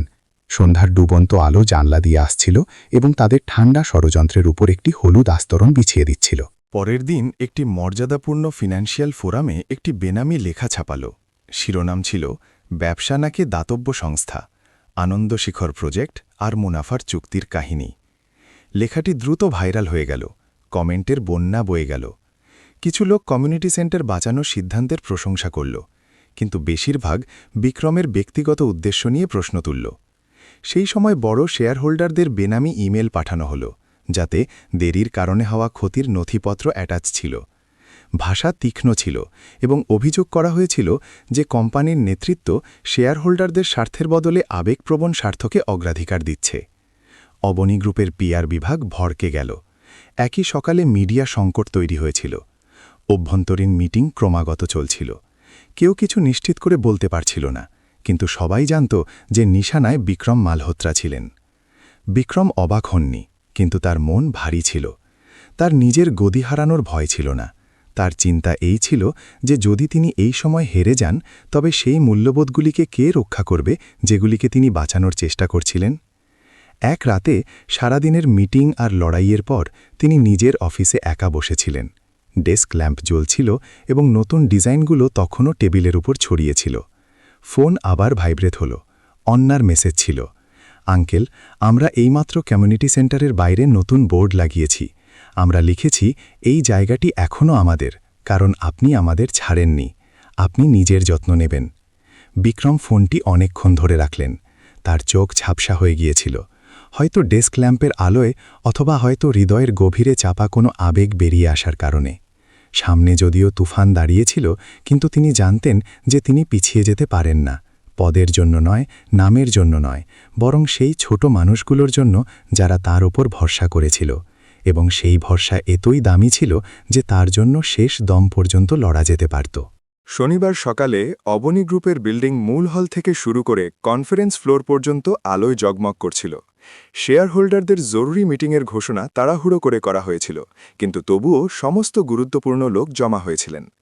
দেশ বিদেশের বড় বিনিয়োগকারী, শীর্ষ ব্যবস্থাপনা, আইনি প্রতিনিধি, বিজনেস জার্নালিস্ট এবং মুম্বাইয়ের রিয়েল এস্টেট জগতের কিছু পরিচিত মুখ। বিক্রম মালহোত্রা কাচের দেওয়ালের পাশে একা দাঁড়িয়েছিলেন। নিচে বয়ে চলা ট্রাফিক দেখছিলেন। টাই ঠিক ছিল, শার্ট ইস্ত্রি করা ছিল। কেউ আন্দাজ করতে পারছিল না যে তার ভেতরে তুফান চলছিল। তিনি প্রশ্নকে ভয় পেতেন না, তিনি পুরোপুরি প্রস্তুতি নিয়েছিলেন। কিন্তু তিনি জানতেন যে অনেক বছরের মধ্যে প্রথমবারের মতো তাকে এমন কিছুর প্রতিরক্ষা করতে হবে যার সরাসরি সম্বন্ধ মুনাফার সাথে নয়, বরং নৈতিকতার সাথে ছিল। 9:45 তিনি হলে প্রবেশ করলেন। ফিসফাস বন্ধ হয়ে গেল। সমস্ত আলো মাঝখানে রাখা পোডিয়ামে কেন্দ্রিত ছিল, যেখানে সাদা ব্যাকগ্রাউন্ডে অবনী গ্রুপের লোগো চমকাচ্ছিল। তার সামনে সাদা টেবিল ক্লথ দেওয়া লম্বা কাতারে লোকেরা বসেছিলেন। সবার হাতে নতুন সংশোধিত রিপোর্ট ছিল। প্রোগ্রাম মডারেটর, একজন তরুণ কর্মচারী, পরিষ্কার আওয়াজে মিটিং শুরু করল। এখন আমরা ম্যানেজিং ডিরেক্টর মিস্টার বিক্রম মালহোত্রাকে আমন্ত্রণ জানাচ্ছি, যাতে তিনি আনন্দ শিখর রিসর্টের পরিকল্পনায় বদল এবং সময়সীমার উপর পড়া প্রভাবের কারণগুলি উপস্থাপন করেন। বিক্রম পোডিয়ামে এলেন। তার হাতে কোনো কাগজ ছিল না। তার গলা গভীর এবং ধীর ছিল, কিন্তু প্রতিধ্বনিত হচ্ছিল। আদরণীয় শেয়ার হোল্ডারবৃন্দ, আমি জানি যে আপনারা আজ এখানে একটি বিশেষ কারণে উপস্থিত আছেন। আমরা প্রজেক্টের উন্নয়নের পরিকল্পনায় একটি অপ্রত্যাশিত পরিবর্তনের সম্মুখীন হচ্ছি, কিন্তু আমি চাইব যে আপনারা আমাকে পরিসংখ্যান দিয়ে শুরু করার বদলে একটি ছোট গল্প শোনার অনুমতি দিন। 3 সপ্তাহ আগে আমি আনন্দপুর নামের একটি ছোট জায়গায় ভারী বৃষ্টিতে ফেসে গিয়েছিলাম। ওখানকার 3টি স্থানীয় শিশু, যারা আমাকে চিনতও না, তারা কিছু না চেয়ে আমার গাড়িকে কাদা থেকে বের করে এনেছিল। তারপর আমি সেই পুরনো কমিউনিটি সেন্টারে গিয়েছিলাম, যেখানে তারা তাদের সময় কাটায়, এবং আমি সেখানে এমন একটি জিনিস দেখেছিলাম যা আমাদের মাস্টার প্ল্যানে দেখানো হয়নি, এবং তা হল মানবতা। তিনি কয়েক সেকেন্ডের জন্য নীরবতা পালন করলেন। হলে অদ্ভুত এক নিস্তব্ধতা ছেয়ে গেল। আমি সেই কমিউনিটি সেন্টারকে বাঁচানোর সিদ্ধান্ত শুধু আবেগে ভেসে নিইনি, বরং এই কারণে নিয়েছি কারণ এটি আমাদের জন্য একটি সুযোগ যে অবনী গ্রুপ উন্নয়নের একটি নতুন প্রজন্মের প্রতীক হয়ে উঠুক, যা অধিক মানবিক এবং টেকসই। কারণ উন্নয়নের অর্থ তখনই আছে যখন আমরা কাউকে পেছনে ছেড়ে যাব না। কিছু শেয়ারহোল্ডার একে অপরের দিকে তাকালেন। প্যাসিফিক ফান্ডের প্রতিনিধি মহিলা ধীরে মাথা নাড়লেন। অন্যদিকে সিঙ্গাপুরের পুরনো বিনিয়োগকারী মিস্টার লিম সামনের দিকে ঝুঁকে বসলেন। কিন্তু বিক্রম চুপ হতেই অমিত বর্মা দাঁড়িয়ে উঠলেন। মাফ করবেন, কিন্তু আমাকে প্রতিবাদ করতে হবে, অমিত জোর দিয়ে বলল। বিক্রম স্যার, আপনি ধারণাগুলোকে মিলিয়ে ফেলছেন। ব্যক্তিগত দয়া কবে থেকে দীর্ঘমেয়াদী বিনিয়োগের কৌশলকে ভাঙার কারণ হয়ে দাঁড়াল। যে কোনো ধরনের দেরিতে খরচ বাড়বে, যার সরাসরি প্রভাব শেয়ারহোল্ডারদের মুনাফার উপর পড়বে। বিক্রম তৎক্ষণাৎ জবাব দিলেন না। তিনি টেকনিক্যাল টিমকে ইশারা করলেন যে পেছনের বড় স্ক্রিন চালু করতে। স্ক্রিনে কতগুলো ছবির একটি সারি দেখা যেতে লাগল। এটি রিসর্টের ভেতরে সমন্বিত নতুন কমিউনিটি সেন্টারের ডিজাইন ছিল, সাথে আর্কিটেক্টদের একটি স্বতন্ত্র গ্রুপের বিশ্লেষণও ছিল। দয়া করে মনোযোগ দিয়ে দেখুন, এই পরিকল্পনার সাথে কমিউনিটি সেন্টারটিকে বজায় রাখা হয়েছে এবং এটিকে রিসর্টের ল্যান্ডস্কেপ আর সুযোগ সুবিধার সাথে চমৎকারভাবে যুক্ত করা হয়েছে। পূর্বাভাস বলছে যে এই সিদ্ধান্তের ফলে আনন্দ শিখরের ব্র্যান্ড ভ্যালু এবং মিডিয়ায় ইতিবাচক আলোচনা প্রথম 2 ত্রৈমাসিকেই অন্তত 28% বেড়ে যাবে। বিক্রম আবার ঘুরলেন। তার গলা পরিষ্কার ছিল। আমি সিদ্ধান্ত নেওয়ার জন্য আবেগের ব্যবহার করি না, আমি কৌশলের ব্যবহার করি, দয়ার মাধ্যমে ব্র্যান্ড তৈরির কৌশল। হলের পেছন থেকে হালকা হাততালির আওয়াজ এলো। জাপানি বিনিয়োগকারী প্রতিনিধি দাঁড়ালেন এবং বললেন, আমরা নেতৃত্বের দূরদর্শিতার ওপর ভরসা করে বিনিয়োগ করেছিলাম। যদি একটি ছোট সাংস্কৃতিক জায়গা এতটা টেকসই মূল্য আনতে পারে তবে আমরা এর সমর্থন করি। আরও কিছু লোকও মাথা নাড়তে শুরু করলেন। পরিবেশ ধীরে ধীরে বদলাতে লাগল। অমিত তবুও হার মানেনি। আমি ম্যানেজিং ডাইরেক্টরের জন্য আবার আস্থা ভোটের প্রস্তাব রাখছি। এখন যে সিদ্ধান্ত নেওয়া হয়েছে সেটি বোর্ড অনুমোদন করেনি। মডারেটর বিক্রমের দিকে তাকালেন। বিক্রম মানা করলেন না। আমি একমত। যদি আপনাদের মনে হয় যে আমি এখন আর সক্ষম নই তবে আমি পথ ছাড়ার জন্য প্রস্তুত। কিন্তু ভোটিংয়ের আগে দয়া করে আরও একটি কথা শুনে নিন। তিনি ইশারা করে ঘরের শেষ দরজাটি খোলার জন্য বললেন। একজন মহিলা ভেতরে এলেন। তিনি সুনিতা দেবী ছিলেন। মুখ দুর্বল ছিল, কিন্তু চোখে উজ্জ্বলতা ছিল। তার সাথে আন্না, কবির আর রোহান ছিল। তিনজনে পরিষ্কার সাদা শার্ট পরে কিছুটা ভীত কিন্তু গম্ভীর হয়ে দাঁড়িয়েছিল। আমি ওই মানুষগুলোকে আমন্ত্রণ জানাচ্ছি যারা আজ আমাদের সিদ্ধান্তের মাধ্যমে সরাসরি প্রভাবিত হবে, বিক্রম বললেন। যদি আপনারা প্রতিটি দিক বুঝতে চান তবে দয়া করে তাদের নিজের কথা বলতে দিন। পুরো হল স্তম্ভিত হয়ে গেল। কেউ আশা করেনি যে বিক্রম জ্যান্ত সাক্ষীদের নিয়ে আসবেন। সুনিতা দেবী এগিয়ে এলেন। তার হাত কিছুটা কাঁপছিল, গলা রুদ্ধ হয়ে আসছিল। আমি এখানে ভিক্ষা চাইতে আসিনি। আমি শুধু ধন্যবাদ জানাতে এসেছি যে জীবনে অন্তত একবার আমাদের মতো মানুষদের, শিক্ষকদের, কৃষকদের এবং শিশুদের কেউ বাধা মনে করার বদলে পরিকল্পনার অংশ হিসেবে ভেবেছে। আন্না নিজের পকেট থেকে একটি ছোট ড্রয়িং বের করল এবং ওপরে তুলে ধরল। আমি নতুন কমিউনিটি সেন্টারে ড্রয়িং বানিয়েছি। আমি কল্পনা করেছি যে ঠিক হবার পর এটি কেমন দেখাবে। যদি আপনারা আঙ্কেল আন্টিরা চান তবে আমি এই ড্রয়িং আপনাদের গিফট করতে পারি, যাতে আপনারা দেখতে পান যে ওই জায়গাটি শুধু আমাদের খেলার জায়গা নয়, বরং সেই জায়গা যেখানে আমরা ভালো মানুষ হয়ে বড় হই। পুরো হল শান্ত হয়ে গেল। কেউ কিছু বলল না। তখনই একজন বড় শেয়ার হোল্ডার, মিস্টার খান্না, যিনি সাধারণত কম কথা বলতেন, হঠাৎ দাঁড়িয়ে পড়লেন। আমার মনে হয় এখন সময় এসেছে যে অবনী গ্রুপ এমন সিদ্ধান্ত নিক। আমি কমিউনিটি সেন্টারটি রাখার সমর্থন করি এবং বিক্রমের উপর আমার পূর্ণ আস্থা আছে। আরও হাত ওপরে উঠতে লাগল এবং তারপর ধীরে ধীরে পুরো ঘর সমর্থনে ভরে গেল। দ্রুত ভোটিং আয়োজন করা হল। চূড়ান্ত ফলাফল ৮৬% শেয়ার হোল্ডার নতুন পরিকল্পনার পক্ষে ছিলেন এবং ৯১% বিক্রমকে ম্যানেজিং ডাইরেক্টর পদে বজায় রাখার জন্য ভোট দিলেন। বিক্রম মাথা নিচু করে ধন্যবাদ জানালেন। মঞ্চের আলোয় তার কপালে ঘাম চকচক করছিল, কিন্তু তার চোখে স্বস্তি ছিল। নিচে আন্না ধীরে করে সুনিতা ম্যামের হাত টিপল। রোহান লজ্জা পেয়ে হাসল এবং কবির ফিসফিস করে বলল, বিক্রম আঙ্কেল জিতে গিয়েছেন। ওই হলে কেউ জানত না যে সেই দিনটি অবনী গ্রুপের ইতিহাসে একটি গুরুত্বপূর্ণ মোড় হিসেবে মনে রাখা হবে, যেখানে প্রথমবারের মতো ঠান্ডা হিসাব নিকাশের ওপর দয়ার জয় হয়েছিল এবং উন্নয়ন মানবতার রূপ নিয়েছিল। গ্রীষ্মের শুরু ছিল। আনন্দপুরের ক্ষেতে রোদ সোনার মতো বিছিয়েছিল। ধানের শীষ পাকতে শুরু করেছিল। হাওয়ার ঝাপটায় ক্ষেতগুলো সবুজ সমুদ্রের ঢেউয়ের মতো লাগছিল। আকাশ একদম পরিষ্কার ছিল। মাঝে মধ্যে সাদা মেঘের টুকরো ভেসে যেতে যেতে জলে ভরা নালাগুলোতে নিজেদের ছায়া ফেলে যাচ্ছিল। এই সুন্দর দৃশ্যের মাঝে কমিউনিটি সেন্টার থেকে হাসাহাসির আওয়াজ আসছিল, যা এখন এক নতুন রূপ নিয়েছে। মাসের পর মাস মেরামতের পর আনন্দপুর শিশু কমিউনিটি সেন্টার তৈরি ছিল। পুরনো টিনের বদলে এখন লাল খাপড়ার ছাদ ছিল। দেওয়ালে হালকা হলুদ রং করা হয়েছিল, যেগুলোর উপর শিশুদের বানানো পেন্টিং লাগানো ছিল, যেগুলোকে কাঁচ দিয়ে বালিয়ে সুন্দর করে টাঙানো হয়েছিল। সামনের উঠানে ইট বিছানো হয়েছিল এবং বেড়ার ধারে 10 টুকিয়া রং বেরঙের ফুল ফুটেছিল। কোণে তেঁতুল গাছের নিচে পাথরের বেঞ্চ লাগিয়ে দেওয়া হয়েছিল, যেখানে শিশুরা ছায়ায় বসে বই পড়তে পারত বা খেলতে পারত। উদ্বোধনের দিন পুরো গ্রাম ভেঙে পড়েছিল। শিশুরা পরিষ্কার ইউনিফর্মে ছিল, হাতে বেলুন আর কাগজের পতাকা ছিল। বড় বড়রা ঐতিহ্যবাহী পোশাক পরে এসেছিলেন। কিছু লোক তো কয়েক কিলোমিটার পায়ে হেঁটেও পৌঁছেছিলেন। বিক্রম মালহোত্রা নিজের টিমের সাথে তাড়াতাড়ি পৌঁছে গিয়েছিলেন, কিন্তু আজ তিনি নিজের আনুষ্ঠানিক স্যুট পরেননি। তিনি শুধু সাদা শার্ট পরেছিলেন। হাতে একটি ছোট ব্যাগ ছিল, যাতে কিছু কাগজ আর তার ডায়েরি ছিল। বিক্রম আঙ্কেল এসে গিয়েছেন, কবির সবার আগে চিৎকার করে বলল এবং দৌড়ে তার হাত ধরতে গেল। আঙ্কেল, আজ আমরা পারফরমেন্সও দেব। আচ্ছা, আমি কি রিহার্সাল দেখতে পারি? বিক্রম হাসতে হাসতে জিজ্ঞাসা করলেন। তার চোখে উৎসাহ ছিল। না না, আন্যা দৌড়ে মাঝখানে চলে এলো।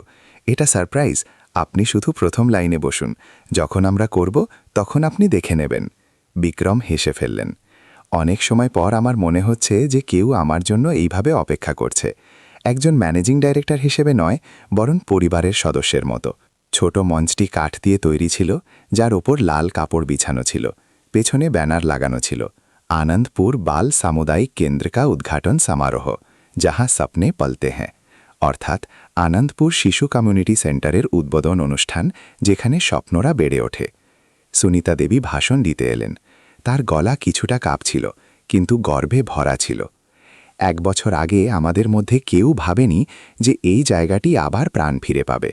দেওয়াল ফেটে গিয়েছিল, ছাদ টপকাত, শিশুদের পড়ার জন্য আলোও ছিল না। কিন্তু আজ সব বদলে গিয়েছে।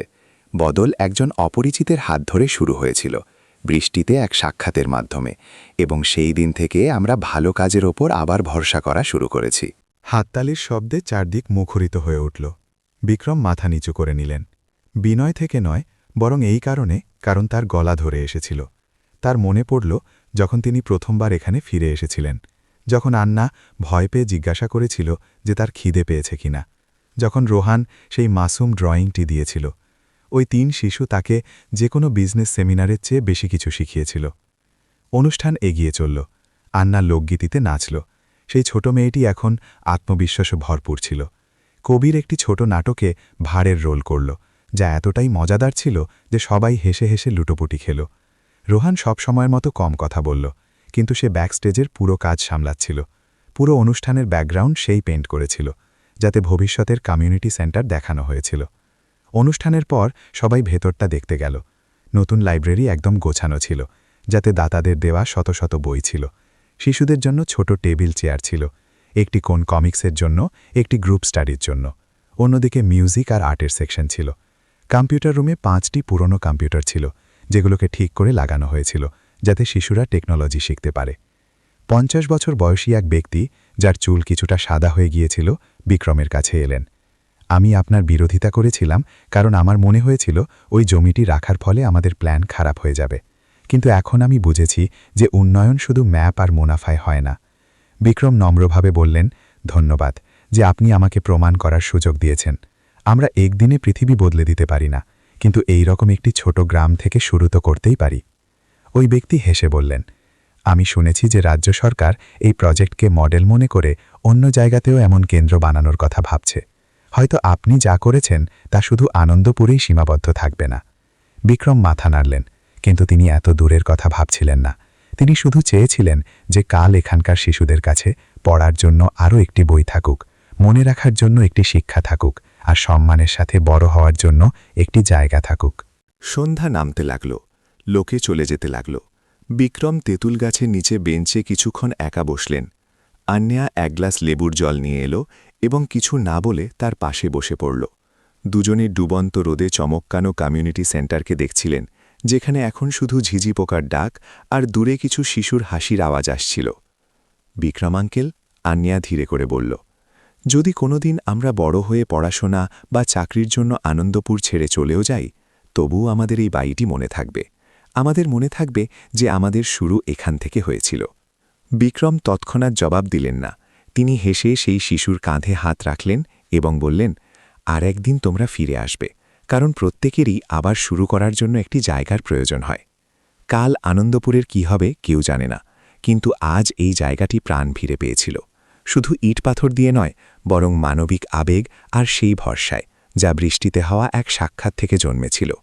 আর বিক্রম মালহোত্রার জন্য কাদায় শুরু হওয়া সেই সফর এখন তাকে নিজের হৃদয়ের এমন একটি অংশে নিয়ে এসেছিল, যেখানে একজন ব্যবসায়ীর মস্তিষ্ক আর একজন মানুষের হৃদয় এখন আর নিজেদের মধ্যে লড়াই করছিল না, বরং এক হয়ে গিয়েছিল। রাত হয়ে গিয়েছিল। কমিউনিটি সেন্টার এখন নতুন আলোয় জগমগ করছিল।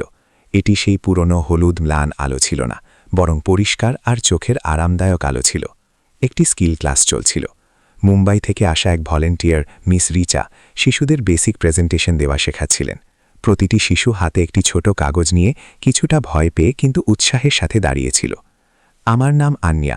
আমার স্বপ্ন হলো আমি আর্ট টিচার হব এবং আমার মতো ছোট শিশুদের শেখাব। আন্যা পরিষ্কার গলায় বলল। তার চোখ উজ্জ্বল ছিল। পুরো ক্লাস হাততালি দিল। সুনিতা ম্যাম পেছনে বসেই লুকিয়ে চোখের জল মুছছিলেন। কবির বেশি জোশে ছিল। সে ঘোষণা করল, আমি ইঞ্জিনিয়ার হতে চাই। আমি সোলার পাওয়ার দিয়ে চলা জলের পাম্প বানাবো, যাতে আমাদের গ্রামে কখনো খরার সমস্যা না হয়। রোহান খুব বেশি কিছু বলল না, কিন্তু সে একটি চার্ট দেখালো, যাতে একটি ইকো ফ্রেন্ডলি খেলার মাঠের ম্যাপ ছিল, যা বৃষ্টির জল জমা করত। সে শুধু এইটুকু বলল, আমি এটি বানাতে চাই যাতে ভবিষ্যতে শিশুদের কাছে খেলার জায়গা থাকে আর তারা যেন কাদায় না পড়ে। বিক্রম সুনিতা ম্যামের পাশে বসে সব দেখছিলেন। তার হাতে সেই কালো ডায়েরিটি ছিল, যাতে তিনি গত ২০ বছর ধরে তার কেরিয়ারের গুরুত্বপূর্ণ মুহূর্তগুলো লিখে আসছিলেন। কিন্তু আজ তিনি বিজনেস স্ট্র্যাটেজি বা শেয়ারহোল্ডারদের মিটিং সম্পর্কে লিখলেন না। এর বদলে তিনি একটি পুরনো গাছের ছবি আঁকলেন, যার শিকড় মাটির গভীরে ছিল, যার ছায়া ঘন ছিল এবং যার শিকড় থেকে নতুন চারাগাছ জন্মাচ্ছিল। অমিত বর্মাকে অভ্যন্তরীণ রদবদলের পর কোম্পানির অন্য বিভাগে পাঠিয়ে দেওয়া হয়েছিল, যেখানে ক্ষমতা কম ছিল কিন্তু মানসিক চাপও কম ছিল। যাওয়ার আগে সে বিক্রমকে একটি ছোট মেসেজ পাঠিয়েছিল, আমি শুরু থেকে আপনার সাথে একমত ছিলাম না, কিন্তু আমি মানি যে আনন্দপুর এমন একটি বাজি ছিল যার আন্দাজ আমি করতে পারিনি। ভবিষ্যতের জন্য শুভকামনা। বিক্রম জবাব দিলেন না, কিন্তু তিনি জানতেন যে মানুষের হৃদয়ও মাটির মতো হয়, তাকে নরম হওয়ার জন্য বৃষ্টির প্রয়োজন হয়, আর অঙ্কুরিত হওয়ার জন্য বীজের। আর মাঝে মধ্যে শুধু একটি শিশুর বিশ্বাসই যথেষ্ট হয় একজন বয়স্ক মানুষকে বদলে দেওয়ার জন্য। পরের কয়েকদিনে আনন্দপুর কমিউনিটি সেন্টারের খবর মিডিয়ায় আসতে লাগল।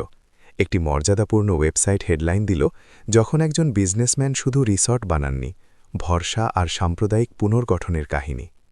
বিক্রমের শিশুদের সাথে তেঁতুল গাছের নিচে বসে থাকা ছবি সোশ্যাল মিডিয়ায় ভাইরাল হয়ে গেল। লোকে কমেন্ট করল, বাস্তবে একটি রূপকথার মতো।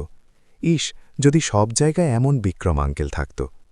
অনেক সময় শুধু কারো কথা শোনার জন্য প্রস্তুত থাকাই যথেষ্ট হয়। এই প্রশংসাগুলো বিক্রমকে অহংকারী করেনি, বরং তার ওপর প্রত্যাশার একটি চাপ সৃষ্টি করেছিল। একটি ভালো ইতিবাচক চাপ, যা তাকে থামতে দিচ্ছিল না। কারণ যদি আপনি ভালোর বীজ বুনে থাকেন, তবে তাকে জঙ্গলে পরিণত হওয়া পর্যন্ত আগলে রাখার দায়িত্বও আপনারই। ১ মাস পর বিক্রম আবার একা আনন্দপুরে এলেন। কোনো কনভয় নয়, কোনো পূর্বসূচনা নয়। তার পিকআপ ট্রাক ধুলোমাখা রাস্তায় থামল।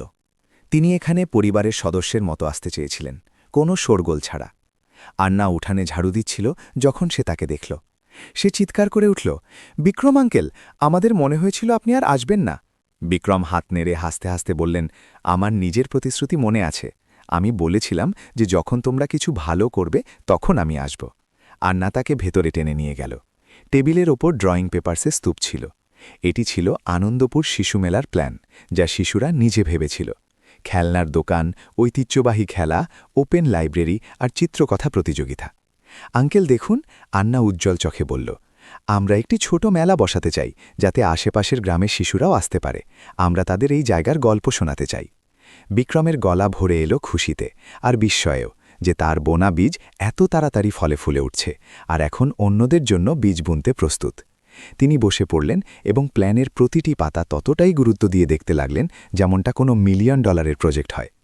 এই কারণে নয় যে এতে খরচ ছিল, বরং এই কারণে, কারণ প্রতিটি শব্দে সেই শিশুদের আত্মা ছিল, যারা প্রথমবারের মতো বিশ্বাস করেছিল যে তাদের স্বপ্ন সত্যি হতে পারে। আমি খাবারের ব্যবস্থা করব, তিনি দৃঢ়ভাবে বললেন। আর যদি তোমাদের ব্যাকগ্রাউন্ড বা পোস্টার চাই, তবে আমি আমার কোম্পানির ডিজাইন টিমকে দিয়ে প্রিন্ট করিয়ে দেব। কিন্তু মনে রেখো, আমি এটা দয়া করে করছি না, বরং এই কারণে করছি কারণ আমার বিশ্বাস যে এটি একটি সিরিয়াস আর ভালো প্রজেক্ট। সব শিশু হেসে উঠল। আর নেয়া রোহানের কানে কানে বলল, দেখলে, আমি বলেছিলাম না বিক্রমাঙ্কেল বসের চেয়ে বেশি আমাদের ঘরের সদস্য মনে হন। সেই সন্ধ্যা বিক্রম তেঁতুল গাছের নিচে বসে শিশুদের কথা শুনতে থাকলেন, তাদের স্বপ্নের কথা, বইয়ের কথা, দুধের কৌটো দিয়ে রোবট বানানোর কথা আর ভবিষ্যতের কথা। ওই শিশুরা গ্রামে ফিরে এসে পড়াতে চায়, স্কুল খুলতে চায়। সূর্য ডুবছিল আর গাছের মগডালে লাল আভা ছিল, যাতে শিশুদের মুখ সোনালি লাগছিল। বিক্রম তাদের দেখলেন এবং তারপর নিজের হাতের তালু দেখলেন। বছরের পর বছর কাজ করতে করতে এই হাত শক্ত হয়ে গিয়েছিল, কিন্তু এখন তারা আগের চেয়ে অনেক বেশি অনুভব করতে পারছিল। প্রতিটি সঠিক সিদ্ধান্ত, তা সে যত ছোটই হোক না কেন, ধারা বদলে দিতে পারে। সেই রাতে তিনি শহরে ফিরে এলেন। নিজের ডায়েরিতে তিনি সেই অধ্যায়ের শেষ লাইন লিখলেন। কিছু প্রজেক্ট মুনাফা আনে, কিছু প্রজেক্ট সাফল্য আনে, কিন্তু আনন্দপুর হলো সেই জায়গা যা আমাকে দ্বিতীয় জীবন দিয়েছে। আর কোথাও দূরে নদীর ধারে এক ছোট গ্রামে কিছু শিশু এখনও বীজ বুনে চলেছে, নিজেদের পেইন্টিং দিয়ে, নিজেদের হাসি দিয়ে, আর সেই দয়া দিয়ে যা এগিয়ে নিয়ে যাওয়া হচ্ছে। কারণ মাঝে মধ্যে মুষলধারে বৃষ্টিতে করা একটি অচেনা সাহায্য পুরো ভবিষ্যৎ বদলে দিতে পারে। সময় নিয়ে এই গল্পটি শোনার জন্য আপনাদের অনেক অনেক ধন্যবাদ। যদি আপনাদের ভিডিওর বিষয়বস্তু সার্থক মনে হয় তবে দয়া করে লাইক বাটন টিপুন। এটি শেয়ার করতে বা নিচে কমেন্ট বক্সে নিজের বিচার লিখতে ইতস্তত করবেন না। আপনাদের প্রতিটি মতামত, প্রতিটি পরামর্শ আর যে আবেগ আপনারা ভাগ করে নেন তা আমাদের জন্য একটি প্রেরণা, যাতে আমরা ভবিষ্যতে আরও ভালো ভিডিও আনতে পারি এবং আমাদের কাজে উন্নতি করতে পারি। পরের ভিডিওতে আপনাদের সাথে আবার দেখা হবে। বন্ধুরা, আপনারা দুনিয়ার কোন কোণ থেকে এই ভিডিও দেখছেন দয়া করে নিচে কমেন্টে নিজের শহর বা রাজ্যের নাম অবশ্যই লিখুন। আমাদের জানতে পেরে খুব ভালো লাগবে। আপনাদের বিক্রম আর ওই 3 শিশুলেই গল্পটি কেমন লাগলো? এটি কি আপনাদের হৃদয়কেও ছুঁয়ে গেল? আমরা ঈশ্বরের কাছে প্রার্থনা করি যে আপনি আর আপনার পরিবার সবসময় সুস্থ থাকুন, সুরক্ষিত থাকুন এবং আপনার জীবনে সুখ শান্তি বজায় থাকুক।